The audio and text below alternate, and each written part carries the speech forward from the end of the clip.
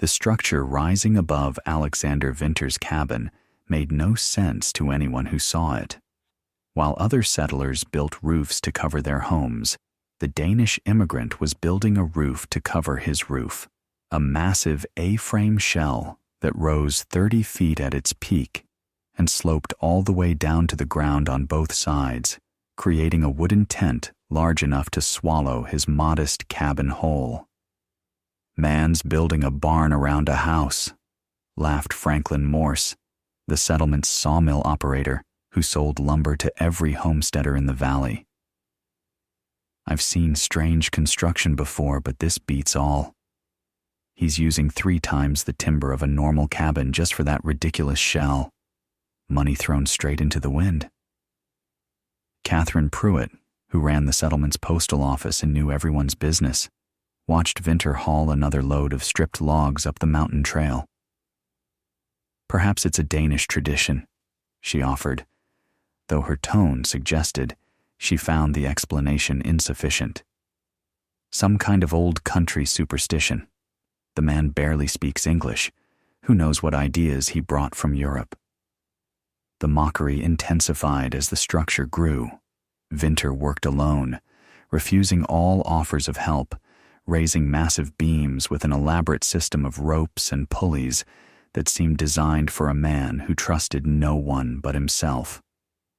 The outer roof took shape slowly through autumn, its steep angles an enormous overhang, prompting predictions of collapse from everyone who considered themselves knowledgeable about construction. Then, February 1890 brought the Silver Thaw, the most devastating ice storm in Pacific Northwest history, followed by the Cascade Blizzard that buried the mountains under 23 feet of snow in 9 days. Roofs collapsed across the territory. Families were trapped in homes crushed by ice and snow. 17 people died when the settlement's church roof failed during a prayer service called specifically to pray for deliverance from the storm. But Winter's cabin, protected beneath its giant outer shell, stood undamaged. Snow that crushed normal roofs slid harmlessly off the steep slopes. Ice that shattered standard construction couldn't penetrate the air gap between outer shell and inner cabin. While his neighbors dug out from devastation, Winter emerged from his strange double-roofed home as if the worst winter in territorial history had been merely an inconvenience. What did this Danish shipwright understand about protective structures and snow loads that experienced mountain settlers had completely missed? Alexander Winter had watched his brother die under a collapsed roof in the winter of 1879. The fishing village of Skagen, perched at Denmark's northernmost point, where the North Sea met the Baltic, knew storms that could bury houses in hours. But that particular February had brought ice first, then snow, then more ice, layering weight onto roofs that had survived decades of ordinary winters.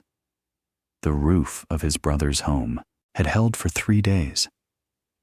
On the 4th morning, while Eric's family sat at breakfast, the timbers gave way without warning. Eric had thrown himself over his youngest daughter, shielding her body with his own. The child survived. Eric did not. He was 34 years old, a fisherman like their father and grandfather, killed not by the sea, but by the sky. Winter had spent the decade since that morning studying how buildings failed. He'd examined collapsed structures throughout Denmark and Norway, documenting patterns that pointed toward solutions. Roofs didn't simply fail. They failed in predictable ways when snow loads exceeded structural capacity. The answer wasn't stronger roofs. The answer was roofs that never accumulated dangerous loads in the first place. The protective shell concept came from Norwegian stave churches, ancient wooden structures that had survived centuries of Scandinavian winters. These churches featured steep roofs with multiple layers, each layer shedding snow before accumulation could become dangerous. The innermost structure stayed dry and protected, while outer layers bore the brunt of weather that would have destroyed conventional buildings. Winter had emigrated to America in 1887, seeking mountain land where he could build the protective home he'd designed during years of grief-driven study. The Cascade Mountains offered everything he needed: steep terrain that would enhance natural drainage, abundant timber for construction, and winters severe enough to test his theories. He'd purchased 160 acres of forested hillside and spent his first year building a conventional cabin while planning something far more ambitious. "Why do you need such big roof?" asked Yuki Tanaka, a Japanese immigrant who worked at the settlement's general store and was one of the few people who spoke to Winter regularly. Tanaka had noticed the unusual lumber orders, beams far larger than cabin construction required, quantities that suggested a project beyond normal homesteading. "Roof protects house," Winter replied in his careful English, each word selected precisely. "Big roof protects more. Small roof, snow sits, ice forms, weight builds until roof breaks. Big steep roof, snow slides off before weight builds. House underneath never feels the load." Tanaka nodded slowly, recognizing logic even if the application seemed extreme. In Japan, his family had built houses with wide eaves that served similar purposes, not to shed snow, but to protect walls from rain and sun. The principle of an outer structure sheltering an inner one wasn't foreign to him, merely scaled beyond anything he'd seen. "Americans build different," Tanaka observed. "One roof, one wall, everything together. Your way separates things." "American way works in American weather," Winter agreed. "Cascade Mountain weather is not American weather. Cascade Mountain weather is Norway weather. Denmark weather. Needs old solutions, not new ones." The clearing work began in early September, as soon as the summer heat released its grip on the mountain slopes. Winter worked alone from first light until darkness forced him to stop, methodically removing every tree and bush within 60 feet of his cabin. The cleared space seemed excessive to neighbors who rode past on the mountain trail, far more land than any practical purpose required. Franklin Morse stopped his lumber wagon one afternoon to watch Winter drag another felled tree to the growing pile at the clearing's edge. "That's a lot of open ground for one cabin," Morse called out, stating the obvious as men often did when they wanted conversation without admitting curiosity. Winter straightened, his back aching from hours of labor, and gestured at the space he'd created. "Roof needs room," he explained simply. "Big roof, big foundation, small clearing, no room for structure. Must clear first, build second." "What kind of roof needs 60 feet of clearing?" Morse pressed, his commercial instincts recognizing that unusual projects meant unusual lumber sales. "Roof that reaches the ground," Winter replied. He traced the shape in the air with his hands, a steep triangle rising from ground level to a peak high above the cabin, then descending to ground level on the opposite side. "Like tent over house, snow falls on tent, slides off, never touches house underneath." Morse stared at the gesture, trying to translate motion into architecture. "You're building a roof over your roof. That's just 2 roofs. Twice the work, twice the materials, twice the expense. Twice the protection," Winter countered. "Brother had 1 roof. 1 roof killed him. I build 2 roofs so my family lives." The mention of death silenced Morse's objections, though it didn't eliminate his skepticism. He rode away shaking his head, already composing the story he'd tell at the sawmill about the crazy Dane building a tent over his cabin because his brother died in a storm. The material preparation consumed all of October. Winter needed logs longer and stronger than standard cabin construction required. Main beams 40 feet long and 16 inches in diameter at the base, rafters 30 feet long and 10 inches thick. Each piece demanded careful selection, harvesting, and processing that couldn't be rushed. He worked with a draw knife, stripping bark from logs he'd felled and dragged to his preparation area. The bark had to come off while the wood was still green, before it dried and bonded permanently to the timber beneath. Each log required hours of careful work, the curved blade peeling long strips that accumulated in fragrant piles around his feet. The neighbors who passed on the trail saw only a man doing strange work for unclear purposes. They didn't see the calculations behind each selection, the grain patterns that indicated strength, the slight curves that would distribute stress evenly, the density variations that revealed which trees had grown slowly enough to develop tight rings that resisted splitting. Catherine Pruitt visited in late October, ostensibly delivering a letter from Denmark, but actually driven by curiosity that the settlement's gossip couldn't satisfy. She found Winter surrounded by rows of prepared timber, each log stripped clean and positioned according to some system she couldn't decipher. "That's a great deal of wood for one man," she observed, counting at least 40 major timbers, plus countless smaller pieces. "You're not building a cabin. You've already got a cabin. What is all this for?" Winter paused his work, welcoming the break, though not the questions. "Protection," he said, the single word carrying weight that Catherine couldn't fully interpret. "Mountains have bad winters, worse than people here remember. Old-timers talk about storms that buried valleys. Those storms will come again. When they come, I will be ready." "The old-timers talk about a lot of things," Catherine replied. "Most of it is exaggeration. We've had mild winters for years now. Perhaps the mountains have changed." "Mountains don't change," Winter said. "Weather changes, then weather changes back. People forget because people don't live long enough to remember full cycles. Mountains remember. I build for what mountains remember, not for what people forget." The philosophical response left Catherine uncertain whether she'd witnessed wisdom or madness. She delivered the letter and departed, adding to the settlement's collective impression of the strange Dane who spoke in riddles and built structures no one understood. The frame construction began in early November, racing against winter's approach. Winter had designed a system for raising heavy beams alone, a combination of rope, pulley, and lever that multiplied his strength enough to position timbers that normally required 4 men.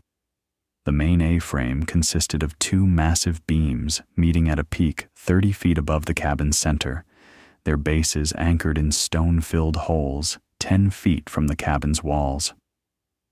Raising these beams alone required 3 days of careful work, first lifting one end and securing it on a temporary support, then using a pulley attached to a standing tree to haul the beam upward while Winter guided its base into position. The process looked precarious to anyone watching, and several neighbors stopped to observe what they expected would be either impressive success or spectacular failure. Winter ignored them, focused entirely on the mechanical dance of rope and timber that gradually brought his vision into physical form.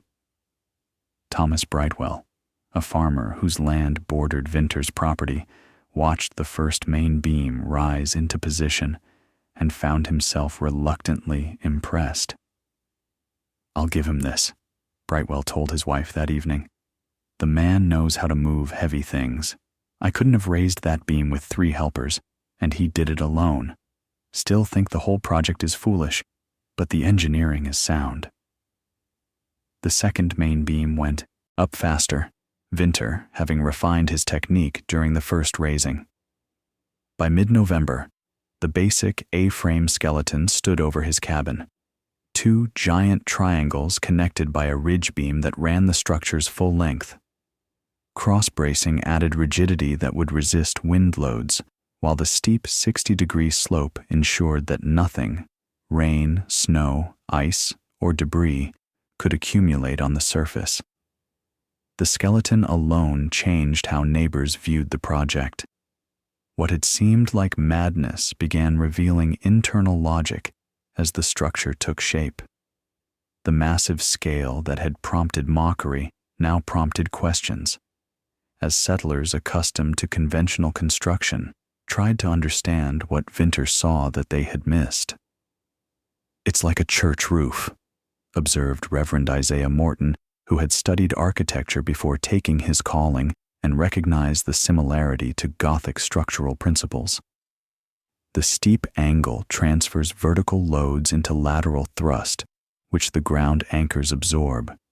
It's actually quite elegant engineering, if excessive for a private home. "Excessive until it's not," Vinter replied when the Reverend shared his observation. "My brother's roof was adequate until it wasn't. When adequate fails, excessive is the only thing left standing."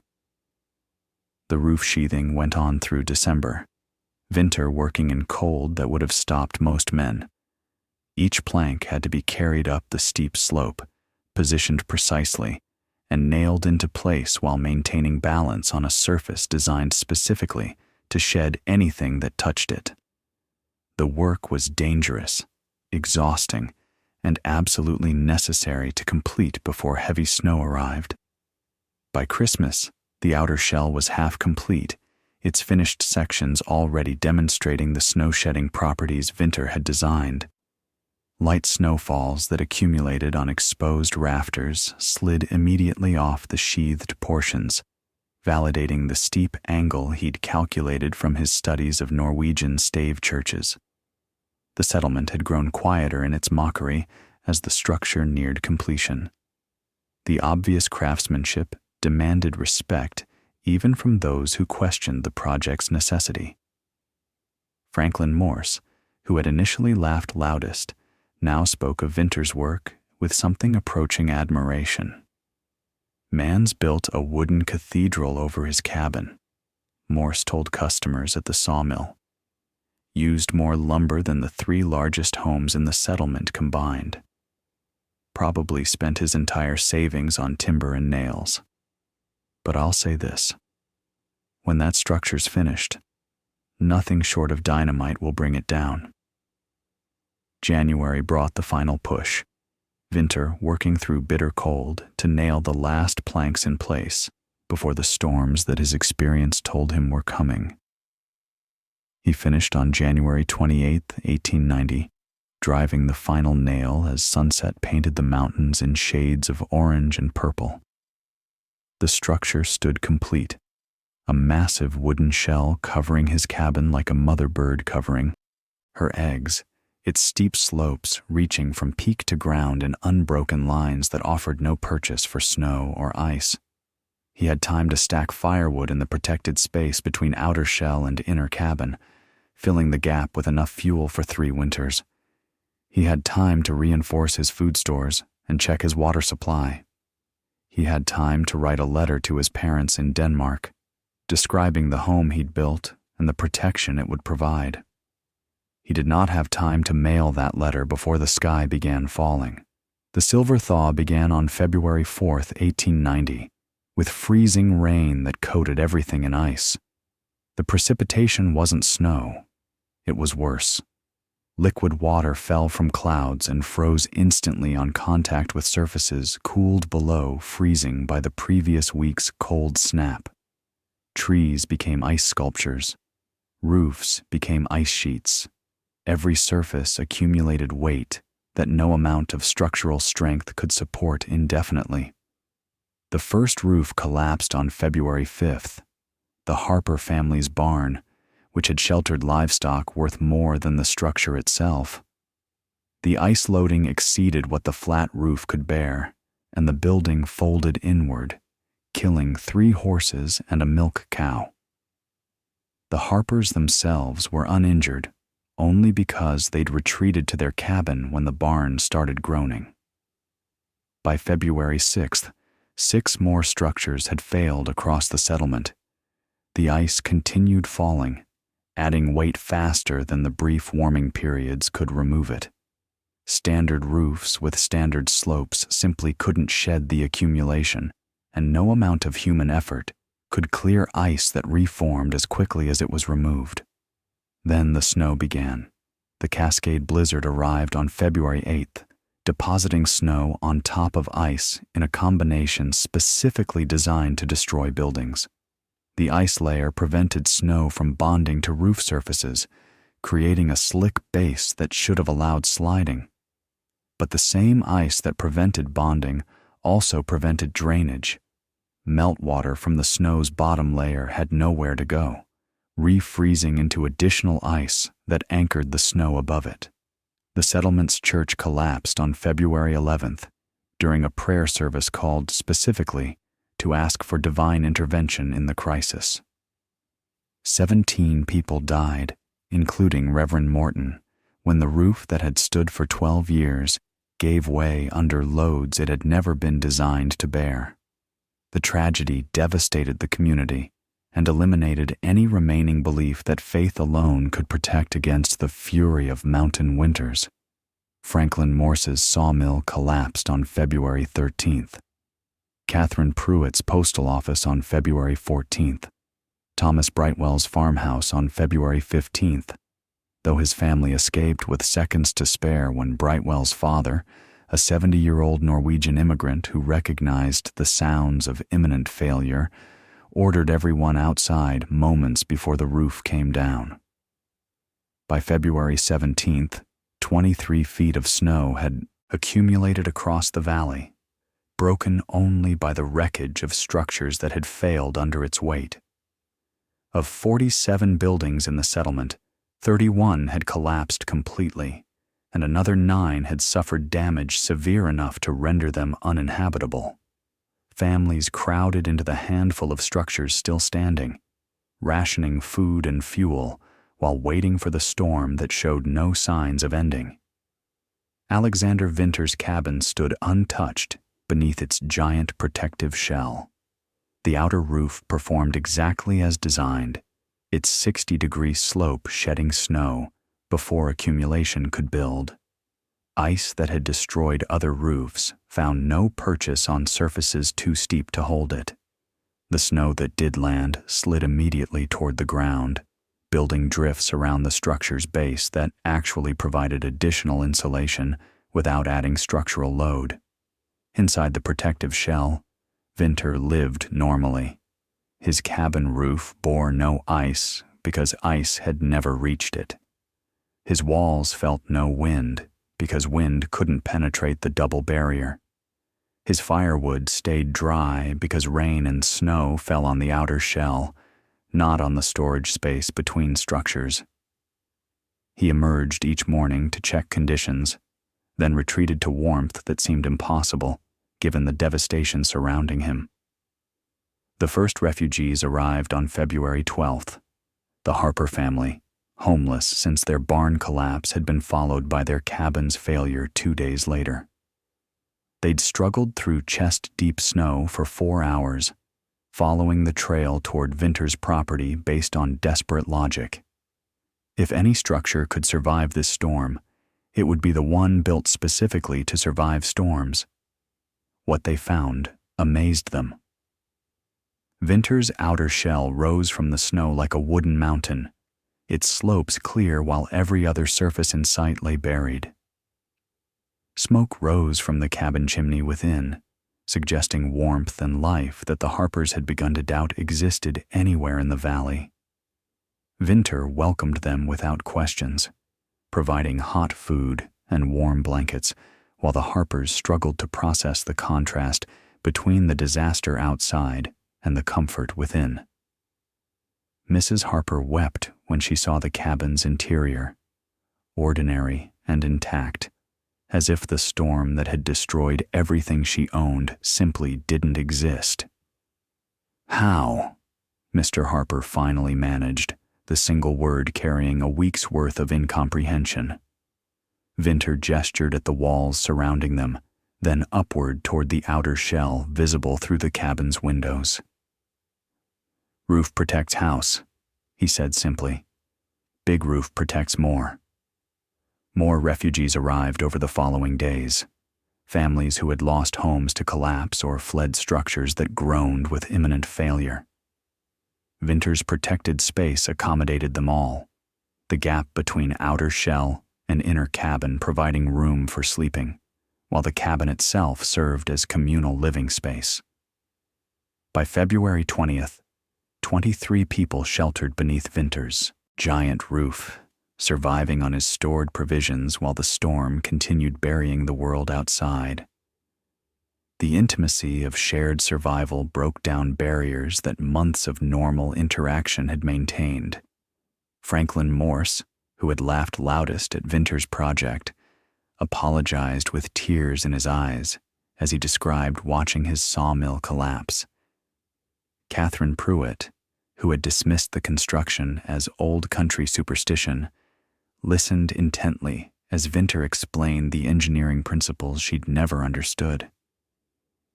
"My brother died under a collapsed roof," Vinter told the assembled refugees on the 5th night, finally sharing the story he'd never told anyone in America. "I watched them pull his body from the wreckage. He'd protected his daughter with his own back. She lived. He didn't. I swore that day that I would never lose anyone I loved to a roof that couldn't bear what the sky sent down." The silence that followed held no mockery, no skepticism, no questions about foreign foolishness. It held only the sound of wind against the outer shell and the crackle of fire that burned because Vinter had built what his grief demanded. The storm finally broke on February 24th, revealing a landscape transformed by destruction. The settlement that had numbered 47 structures now counted 15 that remained fully functional. The human cost was lower than the structural damage. 31 dead, including the 17 killed in the church collapse. But the economic devastation would take years to recover from. Vinter's design became the template for reconstruction. The Settlement Council, formed in the disaster's aftermath to coordinate recovery efforts, adopted building codes requiring roof slopes of at least 45 degrees for all new construction. Several families went further, building protective shells over their cabins using specifications Vinter provided freely to anyone who asked. "I don't want payment," he told Franklin Morse, who had offered to buy the design for commercial reproduction. "I want people to live. Share the plans with everyone who needs them. Charge for the lumber if you must. A man must make his living, but the knowledge that saves lives should cost nothing."